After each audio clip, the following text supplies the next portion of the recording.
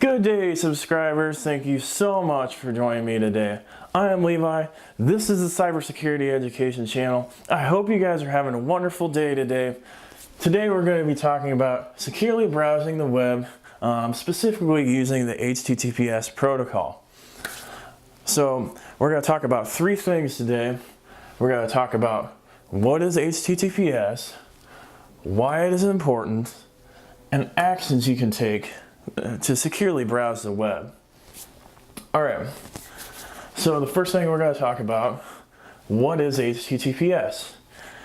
HTTPS stands for Hypertext Transfer Protocol. So it's basically a secure extension of Hypertext Transfer Protocol known as HTTP. It's a secure protocol used to connect to most websites. So a little history about HTTPS or HTTP, its predecessor before it. HTTP came out in the mid to late 90s. HTTP was used to connect your device to another server along the way.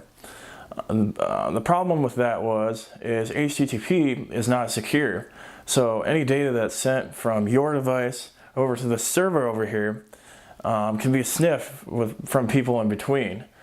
So they came out with HTTPS, I believe sometime in the late 90s.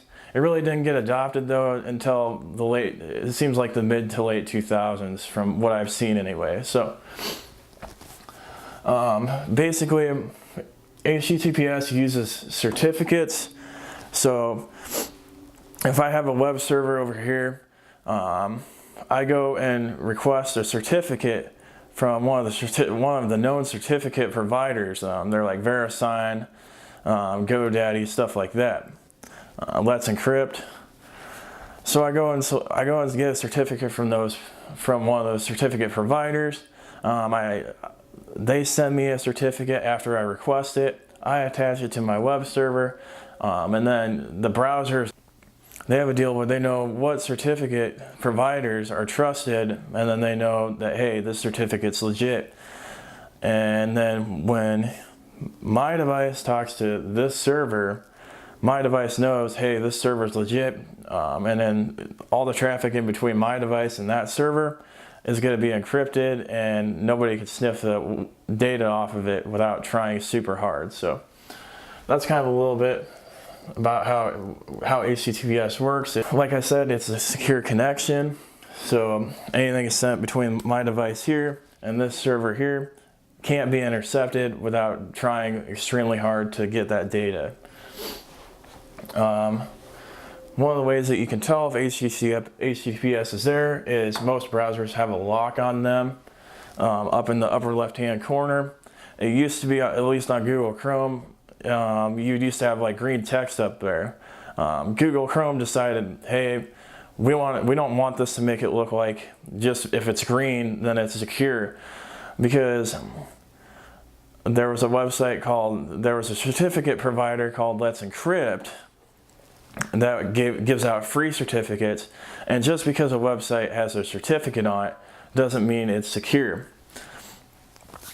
So basically, the only way to tell is you look for that lock. Also, I believe if it doesn't have HTTPS on it now, say not secure. Here's kind of an image of the video of how you can see it.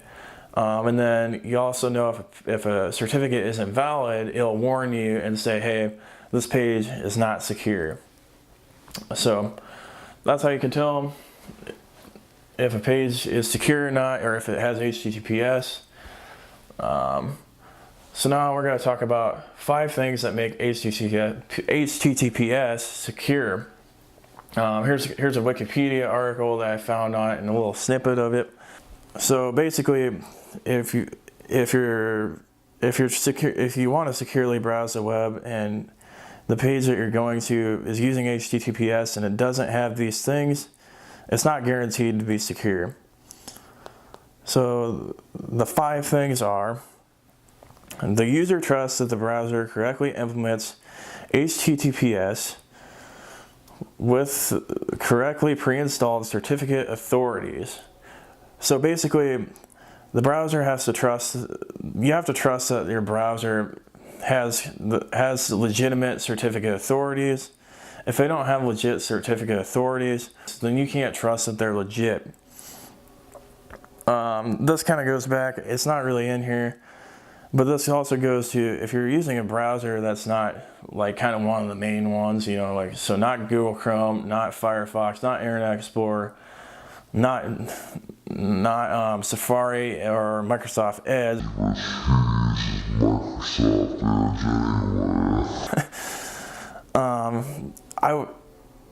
I wouldn't trust those browsers, or I wouldn't trust any browsers that aren't those, because any other browser, you know, it could trust any certificate authority, and you could be getting rogue stuff. So my best suggestion as a security expert is to only use the 5 main browsers that I just talked about. All right, so going down the list, the user trusts that the certificate authority only issues vouchers for legitimate websites. So this kind of goes back to the other one a little bit. Basically, you don't want the certificate authority issuing certificates for anybody and everybody without verifying who they are, you know. The next one down, the certificate correctly identifies the website. For example, HTTPS example.com. If a certificate doesn't have that site inside of it, like let's say it's fastsupport.com or something, and you go to that site, it's not a valid certificate. It should warn you and say, hey, this isn't a valid site. The website you're going to doesn't match the certificate link on there. And then finally, the user trusts that the protocol's encryption layer, SSL, TLS, is sufficiently secure against eavesdroppers. So basically, you just have to trust that the protocol is secure, which as a common user that you are, you just pretty much have to trust it. One of the points I want to make on this channel is that anything can be compromised, and you want to do the best that you can. You want to do the best job that you can to secure what you're doing and do the best security practices. Because the harder you make it for the attacker to come after you, the harder it's going to be for them, the harder target you're going to be, and the more likely they're going to give up on you. Anything can be hacked. It's just a matter of how much effort it takes to get there. So that's the Wikipedia points. So next thing we'll go on to HTTPS stats from Google. So this little line chart here kind of gives you an example of how far we've really come with securing the web. The main thing I want to point out here, so this is basically Google made this line chart that tracks HTTPS used in Google Chrome. The yellow line obviously is Google Chrome. So at the beginning of this line chart, 45% of websites were using HTTPS as of March 21st, 2015 versus 92% on February 23rd, 2019. So, I mean, the HTTPS usage from 2015 to 2019 nearly doubled. I mean, which is great. So, 92% of sites have HTTPS capability on them, which is awesome, you know. That's the way it should be. So then we scroll down the page a little bit and we see the HTTPS on the top sites. As you can see here, 96% of the top 100 sites support HTTPS. So as long as you go to the secure link, the HTTPS link, you'll get HTTPS on those sites. But if you go to the non-secure link, there's a chance that you will not get you will not be redirected to secure, and you won't be browsing securely.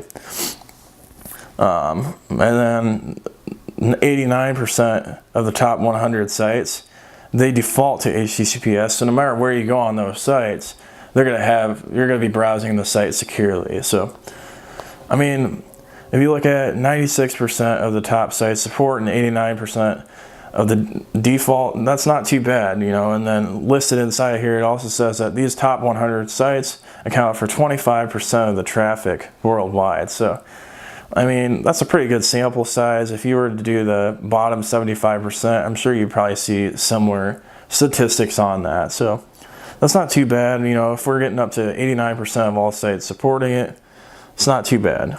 Google will use some type of research to account for all browsers via the top 100 sites. So that's kind of the difference between those. All right, so getting back on track here. So you learned about what HTTPS is. So now you're asking, well, why do I care about HTTPS? As we talked about before, it keeps data sent over the wire or over the wireless private. So any data that you're sending from your device to this server over here is encrypted if it's using HTTPS. So anything, you know, like credit card numbers, SSN passwords, any other private info, you want to make sure that you're sending that over a secure connection so that somebody can't steal that and use that data for purposes that you don't want them to use it for. All right. So we're going to move on to actions that you can take to make sure that you're browsing the web securely. Always make sure that when you're sending data on a page, you know, like a password, a username, social security numbers, credit cards, really any type of data, especially if you don't want somebody else to see it, you make sure that you use HTTPS. The page has HTTPS. It has it up in the upper left-hand corner. You know, and there's no warnings or anything like that at all on the page. You don't want the slash mark that says not secure. If it says not secure, don't enter the data on the page.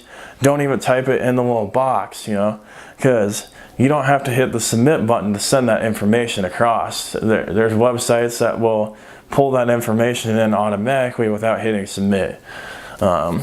Another action you can take to make sure that you're secure is just because the website has HTTPS does not mean it's secure. You know, as I talked about before, there's certificate providers that will provide certificates for free. Well, if it takes minimal effort to set up, if it costs no money and there's no verification of the company in the background, no credit card info or anything to track them, it's a lot easier for malicious people to set up sites with certificate and make it look like it's secure. So don't trust sites just because they have a certificate. If it's a weird site that you don't recognize, it's probably not legit. You know, that's kind of the standard too. If something feels weird, it's probably not legit. So don't enter data into sites with invalid search. You know, so at least on Google Chrome, you get this big pop-up on the window. It's like a red danger sign. Oh, the site, are you sure you want to trust the site connection? If you come to a page that has something like that, I wouldn't enter any information. Don't click the I accept the risk unless you really want to accept the risk, unless you know who owns that website. You've contacted the person that owns that website or the IT of the organization that owns that website, and you're 100% sure that site is legit, you know, that they didn't get compromised or anything like that. And finally, the last one is, and I really want to make a point on this one, data can be compromised outside of the transmission of data between your device and the server or whatever you're connecting to. If you have, just because you're using a secure connection doesn't mean that the data can't be stolen. You know, if you have malware on your device, or if the server you're connecting to has malware, if you're using a browser that is not a legit one, if you have browser extensions that aren't legit, those are kind of some key things that could make the data get compromised. So that's what I have about securely browsing the web today. So just to review, we talked about what HTTPS is. It's a secure protocol that's used to secure data from your device to whatever you're connecting to, like a server or anything like that. We talked about why it's important, because it keeps that data secure in between the two devices. And then we talked about actions that you can take to browse the web securely. I hope you guys really enjoyed this content. If you like this content, click the subscribe button and like this video. On this channel, I give cybersecurity tips. I talk about cybersecurity news. I set up cybersecurity labs and show you examples of what can happen to you if you don't follow the cybersecurity norms. I have 11 years of IT experience, and I have my Security Plus certificate, so you're in well hands of getting the information that you need on security in this channel. I hope you guys really enjoyed this content. I hope you guys have a wonderful day. Thank you very much. Have a good day.